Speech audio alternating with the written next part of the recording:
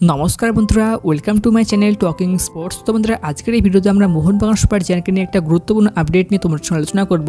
তাই ভিডিওটি বন্ধুরা অবশ্যই শুরু থেকে শেষ পর্যন্ত অবশ্যই দেখো। খুব ছোট্ট একটা ভিডিও হবে, অবশ্যই দেখো এবং আমাদের চ্যানেলে প্রথমে এসে থাকলে চ্যানেলটি বন্ধুরা সাবস্ক্রাইব করে নিও। তো চলো বন্ধুরা শুরু করা যাক। তো দেখো বন্ধুরা যে আপডেটটি বন্ধুরা এখন বর্তমান সময় দাঁড়িয়ে মোহনবাগান টিমকে নিয়ে বন্ধুরা বেরিয়ে আসছে, সেটা হচ্ছে মোহনবাগানের যে একজন খেলোয়াড় ছিল বন্ধুরা সুমিত রাঠি, তাকে কিন্তু বন্ধুরা মোহনবাগান সুপার জায়ান্টকে ডি রেজিস্টার করে ফেলেছে এবং তার পরিবর্তে কিন্তু বন্ধুরা মোহনবাগান সুপার জায়ান্ট অন্য একজন খেলোয়াড়কে বন্ধুরা তাকে দলে সামিল করেছে, ওরা তাকে বন্ধুরা রেজিস্টার করেছে। আর তিনি হলেন বন্ধুরা সালাউদ্দিন আদনান কোয়েম্ব্রোভান।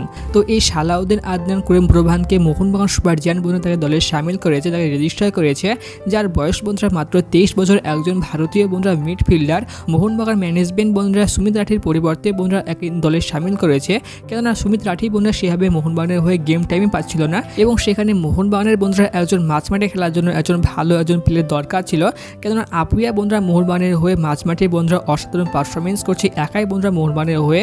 মোহনবাগানের মাঝমাঠকে সে একাই সে শক্ত করে ধরে রাখে।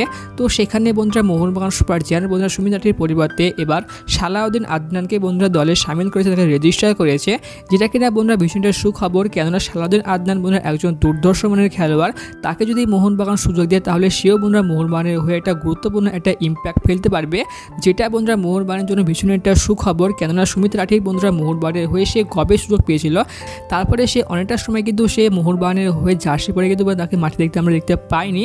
তবে এবার বন্ধুরা মোহনবাগান ম্যানেজমেন্ট বন্ধুরা সুমিত রাঠিকে ডি রেজিস্টার করে তার পরিবর্তে সালাউদ্দিনকে দলে রেজিস্টার করলো আসন্ন আইএসএলের মরশুমের জন্য।